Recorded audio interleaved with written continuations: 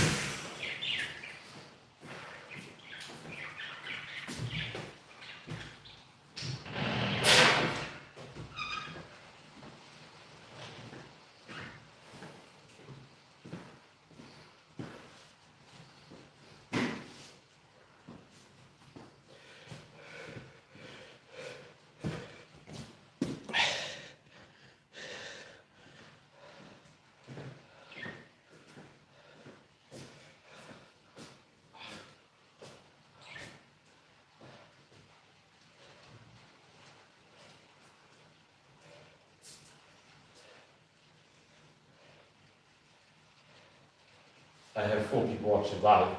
I'm glad that I turned off the chat for more live because I've had 4 people that didn't hit the like button, leaving comments. And most times it's going to be the same one because I'm extraordinarily athletic and doing boxing and moving fast, hitting hard and training longer than the average person. So I talk insecurities about the average man. They feel so feminine and capable. And like just good old envy. The average person fits into the skins. Don't hit the like button. If I would have this channel, a lot of times I get people come in, so it would never work. And it's like kind of obvious. I had a person out on the training stream. That's how you can tell that it's just a guy looking to say that what I'm doing sucks. So I was talking about the steel cut shoe kick, martial arts system, self-defense, street fighting, self-defense system I'm working on. And with these steel cut shoes, I was talking about comps and stuff. So for steel cut shoes, some boxing coaches say that the uppercut is the most useful punch. Training steel cut shoe fighting, the straight kick is the most useful kick that I've discovered, I would say. Because some of these wide kicks can be really hurtful, effective, but the straight kicks have more application. For example, if you're in a supermarket aisle or like a narrow corridor, you're not going to have the space really to swing these side kicks. But you always, if you have the enemy in front of you presenting a threat, if he gets off contact, you're going to be able to kick his legs, his groin, you're going to be able to use the straight kicks. Meaning, if this is self-defense, and this is will be a wall or something like this, narrow corridor, I'm not going to be able to throw my kicks to the rib cage, so you see me practice all kinds of solo plexus. It's like boxing coaches make street fight self-defense with us, so one of them talk about the solar plexus punch, how effective it can be, punch the solar plexus. Now, me punching the solar plexus is enough to be the hurt rate. I can hit with the ball there. Now, also the same target zone, if a punch can hurt, the cap kick can hurt. So, this is, and I don't give a shit that people are hating, like, oh Mike, you should be training with fighting with knives and sticks or shoes or something like this. And be like, oh Mike, that's cowardly, that hated to say it's like, oh, it's like, no, it's like, don't expect a fair fight. So if you end up in a street fight, you might be fighting a mob, you might be fighting, get jumped by 2 guys, and that's when you use your cup shoe fighting self-defense training. If you're fighting a person that's like the same size as you, just throwing hands, maybe you keep it just throwing hands. But if it's 2 dudes jumping, one of them have a knife or something, it's like a baton, are you being unfair and cowardly because 2 dudes jumping, one of them has a weapon, they're 2 on 1 with a weapon, and it's like, oh, I got steel cup shoes. I can use this to defend myself and kick him in the leg, and that could possibly hit him in the knee or the leg. The guy who's come back with a stick or a knife and hit him in the leg, possibly can make him fall down, and he's not as dangerous to me anymore, coming after me with a knife. See? So, steel cup shoe fighting, war is war, combat is combat. It's sports fighting, we get paid money and agree to fight somebody, and there's a referee. And then there's being jumped in the street by 3 people with weapons, okay? And they're not fighting fair with you, okay? So, there's combat and there's sports. And training combat sports can make you better at real combat. For example, the steel cup shoe fighting. Imagine a guy like Walkout putting on shoes like this, that's what we call kids, or Central, if they would have steel cup shoes. Imagine how effective they could be.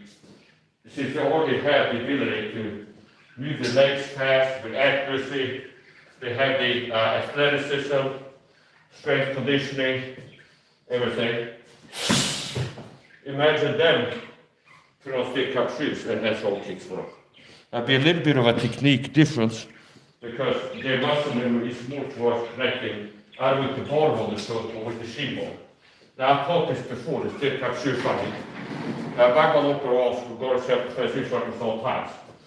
The beauty of the steel cup shoe kicks is, if you know kickboxing Muay Thai, it's very simple to learn steel cup shoe fighting. Now, I don't like to talk about this without making some disclaimers. So, don't just put on steel cap shoes and start kicking things for it, because you can actually break your foot, hurt the toes, if you have the wrong fit, the wrong type of steel cap shoes. There's a little bit that goes into it, like have the right fit and things like this. So a lot of times you might have to find like the right fit. So it's not like you can just put on any old steel cap shoes and start kicking things hard. Because if you have the wrong fit, the wrong type of steel cap shoe, yada yada, then it can actually end up hurting yourself. So now, if a solar plexus touch can be affected, so from here, that bone is shown to solar plexus there. Obviously that can hurt, okay? And a lot of guys couldn't throw that punch or break to the head first time they tried it. I don't wear some rags or gloves or anything. Punch to that. It's like these are just normal, like kind of mechanic gloves that you use doing like yard work or work in the garage type of gloves. They don't have padding and there's no wrist support. So don't try that at home either. So this home. To down like this. And I can teach too on like conditioning, hand conditioning, and certain things I've done that you can do to condition your hand. And the way to condition your hand is not to give it a ball like this. It has certain soles that are harder than others, because there's less padding between the hard plastic tube in the middle of this dummy. Right here is one of the hardest spots. And when I want to throw my most powerful knees in training, like the 1-2 knee, I use the hips because there's more padding and it's hips. So if you want to practice these powerful knees, that one for example, that's a hard knee. If I would throw that, want to drill that 10 times with that intensity to the solar plexus power zone, I might start feeling some pain in my knee, understand? And I don't have a problem with pain as much as the certain types of pain can be an indication of an injury, okay? So since I don't want to have bad knees, sometimes the pain signal tells him to change the technique or down-regulate the power or attack a different target zone. So,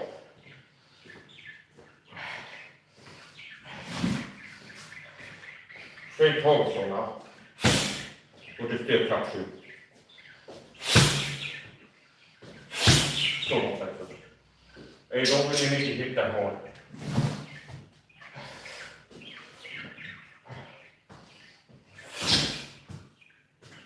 This level, thigh level, will be the groin area generally, if you're using that to hit with knees.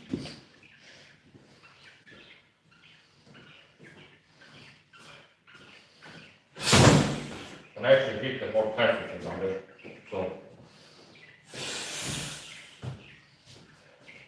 I can aim to hit with the knee or with the thigh like this point.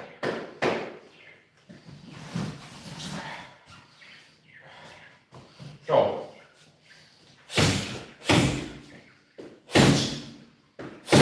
you can imagine what I would do to your shin bone or your kneecap. And I had an idiot called Mike, who never kicked like that in real life because he would break your toes. And there's one of these haters that's watching my training stream that sees me excelling and shining and doing at an above average level. Just looking to say that what I'm doing sucks and it's ineffective. It's like, oh yeah, this guy. Okay, and I did this. Okay, is your shin bone harder than that? I don't think so. But I think if I can kick that there, I don't think your shin bone is going to be harder, your kneecap is going to be harder than that thing that is kicked.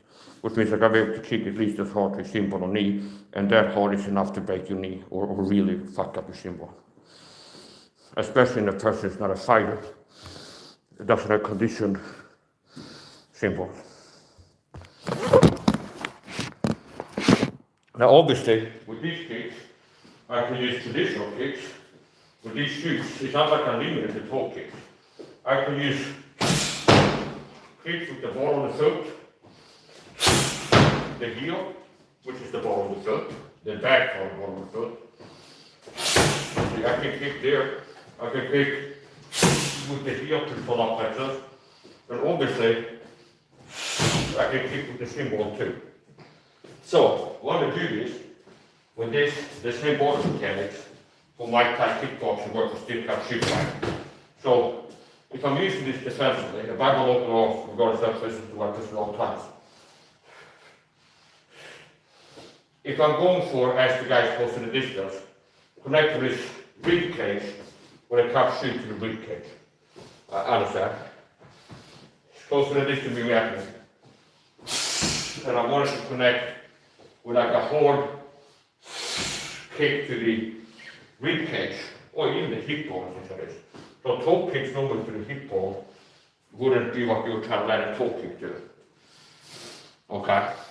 But with the cap shoes, there becomes a toilet zone, kicking the bony areas of the body. So if I go for this, I want to land a toe kick to rib cage. If my timing is off, there's still a regular kick impacting the shin. You understand? The person's moving towards me, and I throw the kick trying to connect with rib cage as it goes a distance. If my timing is off, I'm aiming at this guy's charging me to connect when I'm actually coming in to the rib cage. If my timing is off, the same kick deeper impacts the shin bone, like an orthodox kick if you call it. I got 17 viewers watching live and 3 likes. Hit the like button more if you're looking to have a chance for me to do things like this and have a chat open for people to ask questions or leave comments. If you don't show your appreciation for the content, I'm gonna keep making content no matter what, whether the chat or not. But if you look to have a chance to leave comments in the chat, hit the like button to show that you appreciate the streams and that you're not a hater. Because if I have 40 people watching live and 2 likes, looks like most people are haters. And I'm not looking to have open the chat and have haters talking to me in the chat. But people are not interested in learning, asking questions, they're interested in learning some things.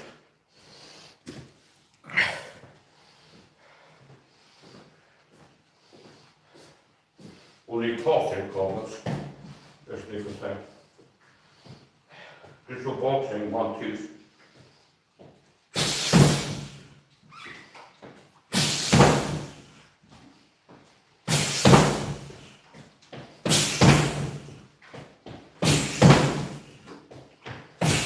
I don't need anybody. There's not a sort of put down people do. Which like, oh no, Mike is a self-test top martial artist, out-training a lot of people that are training at a gym for like 4 years in his head speed, punching power, and how hard he can hit with his left, right.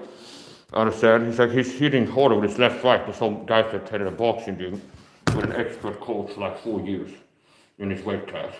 So since Mike is so above ordinary, it's like we need to do some gas tests, which like we're acting like what he does actually. It's like, wow, Mike is doing a good job. What you're doing is bad. Okay. That's basically what boils down to devaluation, narcissistic devaluation. There's a lot of hate.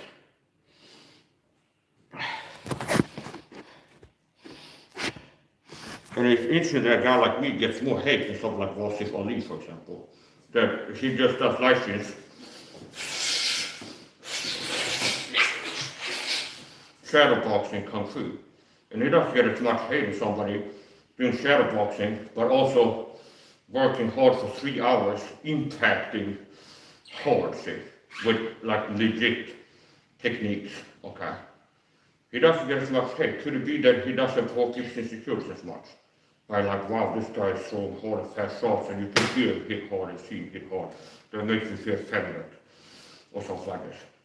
I'm not a sports guy, I'm a guy who's out of shape. It's like I watch the UFC and I see a guy, it's like an average Joe, his actual training martial arts and hitting hard and moving fast. So it's like I need to hate on him. So, the greater you get, the hater you get. The more great, impressive, high level you get, the more hate. Because internet hate is not people that are like seeing me suck and hate on it. In my case, it's people seeing me look doing good enough to where it makes me feel bad, and they need to come in and be like corporate reality, understand? It's like I train like this.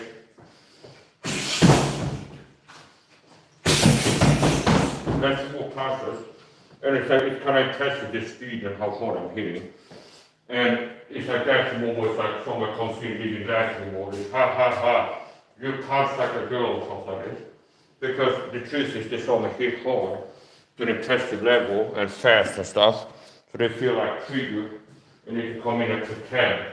It's like, I'm here to pretend, to lie, that this guy sucks. And the reason they need to write that is because people are not seeing the guy that sucks on camera. So they have to be like, hey, I'll tell commissioner about this guy sucks. With my combo. That's what I call quad combo.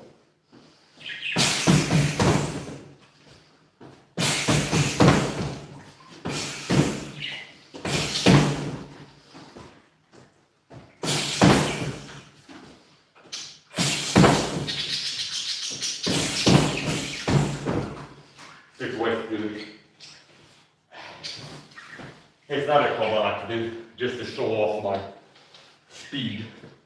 I can sit other fast punches. The very important results. In less than 1 second, that's the speed of the punches.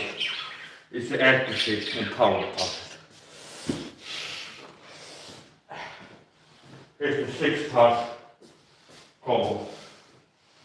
I gotta land 6 punches less than a second. See? So that's 1, 2, 3, 4, 5, 6. All else get a little bit tighter.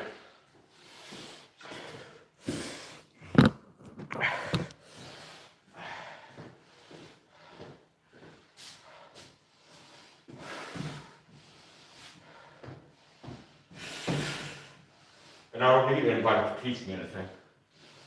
I am of God. I don't need a man teach me. I can do all things through Christ who strengthens me. Bless the Lord, my strength, teach my things to fight my hands to war. I take the guard better martial arts, yeah, man. And I'll be better martial arts. Right on to June. They told my outstanding pros. I've done that a few times because I can see some pro level athlete, combat athlete, make a video bragging about the hand speed.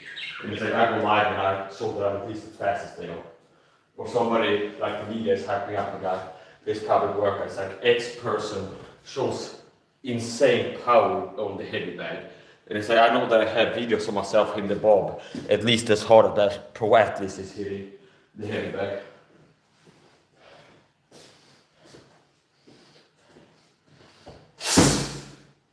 Anything other than this is unnecessary, by the way.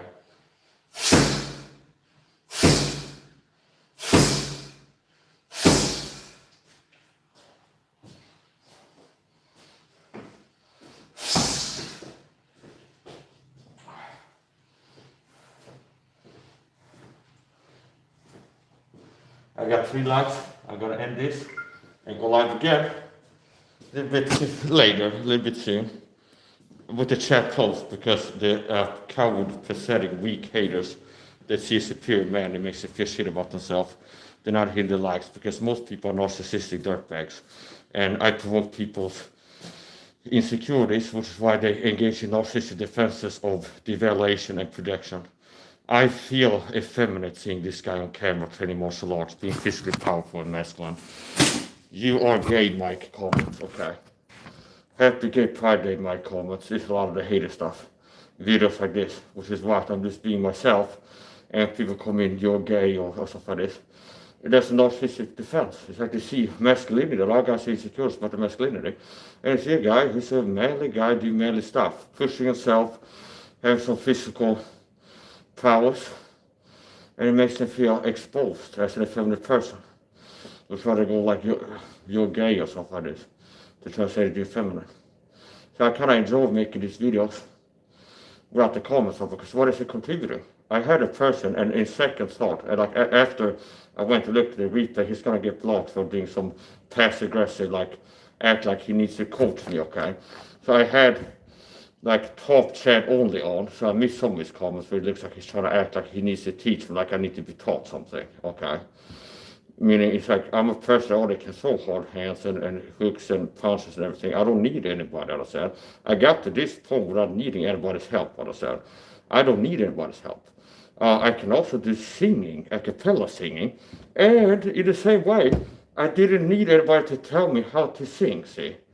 Okay, but I have the talent, the ability to sing really well, evidence from my past lives is not just saying it in this video. And it's just like that skill or talent, I didn't need anybody to teach me a vocal coach, go to a vocal coach gym, and had to teach me the art of singing, see?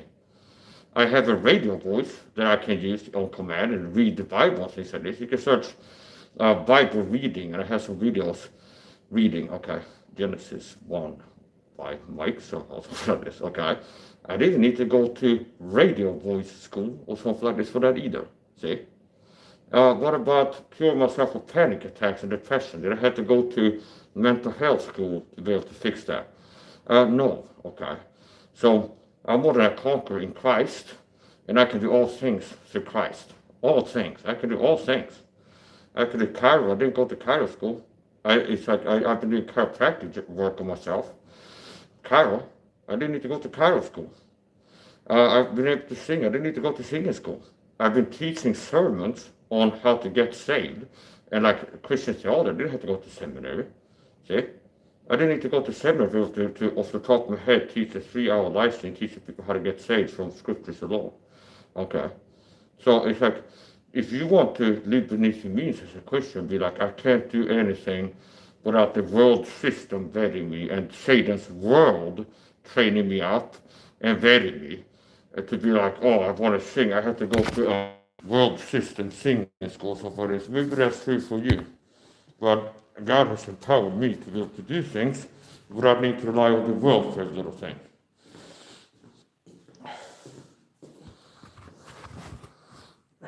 By faith, stop the mass alliance to do kingdoms. By valiant in fight, out of weakness we made strong. Turn to fight the armies of the aliens. I'm gonna end this, close up my phone a little bit, and go live and exercise a little bit more. And we'll see if the exercise will be martial arts or some other type of exercise. There's gonna be a little bit more exercise of some kind.